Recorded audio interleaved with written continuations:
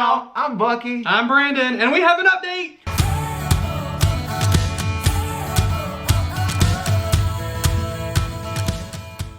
Welcome back to our channel. You probably watched our last week's video about us actually going to Carolina Conceptions and giving our stuff. Yes, y'all, we did it in a cup. It was crazy. So, watch that video to get all the tea on that, because that's in the past. And I will say, it's in the past. Yeah.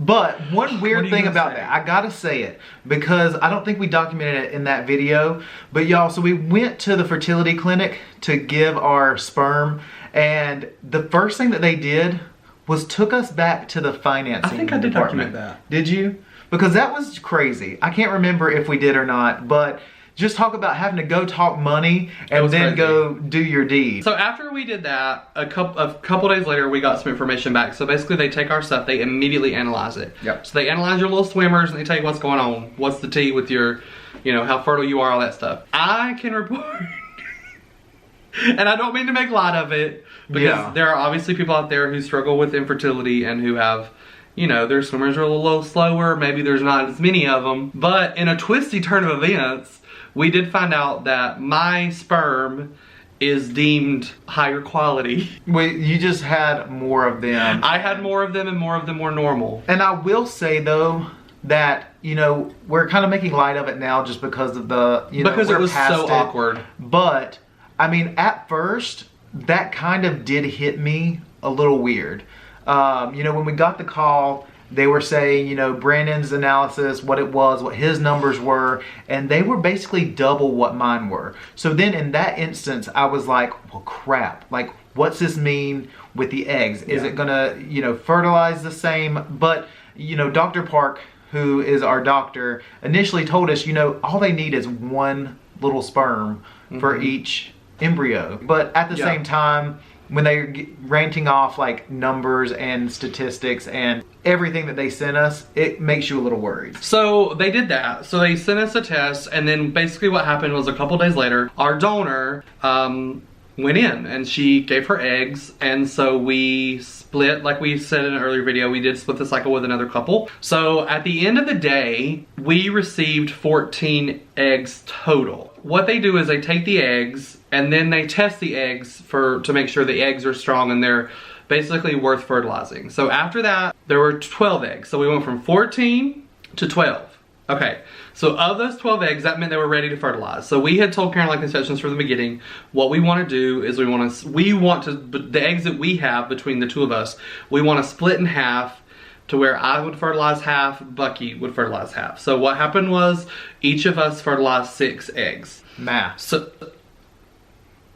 wow. So from there, basically you kind of find out throughout the process that each step of the way, like, things dwindle down. It's really interesting and very, very nerve-wracking, actually. Very. This all happened on Sunday. So on Friday, I got a call from Carolina Conceptions because that is day 5 of the process. So when they fertilize the eggs, they wait until day 5 to basically, like, look at them, make sure they're growing, see what's ready to freeze. At that point, they can freeze the really, really healthy embryos.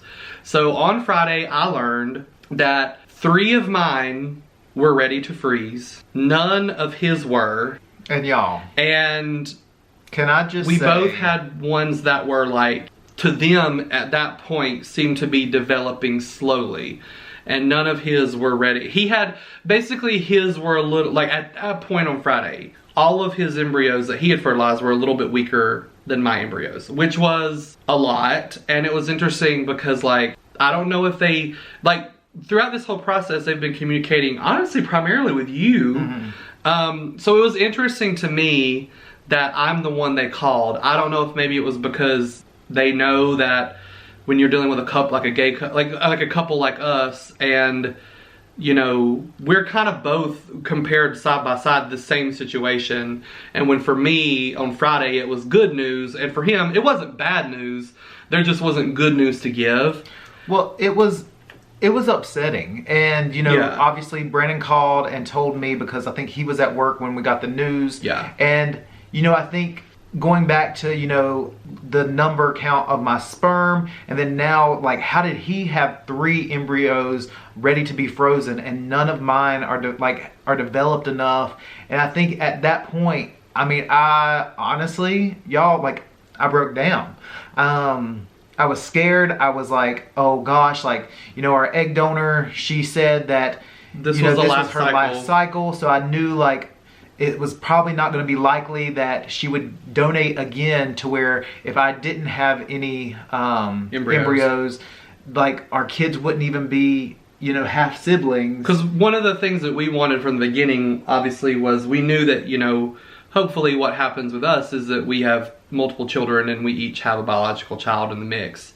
But they're still, you know, half siblings. Yeah, but they would have the egg same donor's going to be the same biological mother, basically. Right.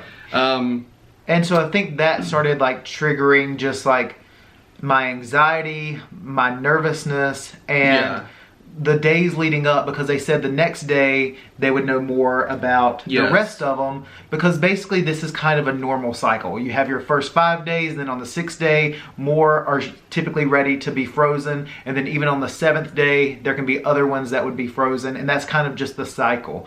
So basically they said to you, we gotta wait until tomorrow, then we'll have a new update with the remaining eggs. Yes. So that 24 hours was awful for me. Yeah, and it's interesting because especially when you're doing this with someone who, like, with stuff like this, he gets very worried very easily and has a tendency, as a lot of people do, I mean, I'm guilty of it sometimes, has a tendency to immediately assume the worst, I think. A lot of people do. I mean, that's just like normal human behavior, I think. So I think that's part of it too, is that, you know, you get something like that and immediately you're like, oh my God, this is not gonna work out. You know, all the things start going through your head. So then, you know, obviously we, like, kind of took it in for a while. And we actually went the next day to the mountains. Yeah, so I was getting there. Well, wow. So then the next day we decided to drive to the mountains and see if there were any leaves changing, because we live in North Carolina. So and we really just get this off of our mind. Yeah. And so we drove up to the Boone area, and, on our way there, we got another call. Me again, she called me again. At which point we found out, what? I was just gonna say, and y'all, when we get the call, so we're in my convertible, top down, going through the mountains. I'm terrified we're gonna lose signal, because we're literally going up we were in a mountainous, so I literally start going 10 miles an hour as soon as he says that it's the important call. I was like, oh my God, it's them. And so I slow down, because that way she can't hear that, like, we're in a convertible and you can hear good. Yeah. And I'm going like 10 miles per hour. Cars are just like zooming past me. But, like, I need to hear the news. So Brandon's talking to them for what seems like forever. And so I do want to say this. So one thing about this whole situation that is interesting and that is funny, not funny, but just kind of an observation of mine, is that in my conversations with the people who were lab personnel, so these are people who were, like, actually in the lab testing these things, who would call me to give the updates. When I would ask the question, I would pose questions to them that would be like, well, is this good? Is that bad? They would never really give me a firm answer. I'm assuming that's on purpose, because things can change. I'm assuming, like, you know, in the, like, just like that, I'm sure things happen with these kind of things, and, you know, there can be really tragic things that happen with this process. And so it was interesting, just to throw that out there, that when I was, like, you know, asking questions about, well, she would tell me about his that were weak or whatever, and I'd be like, is that bad? And she literally would not answer the question. She'd be like, well, it's just that, well, and I'm like, well, that's, like, just tell me. But they won't really do it. They won't tell you good or bad one way or another. So Saturday we got the call in the mountains. On Saturday we did find out that there were additional 2 of my embryos that had fully developed and were ready to freeze. And also 2 of Bucky. So this was a great news.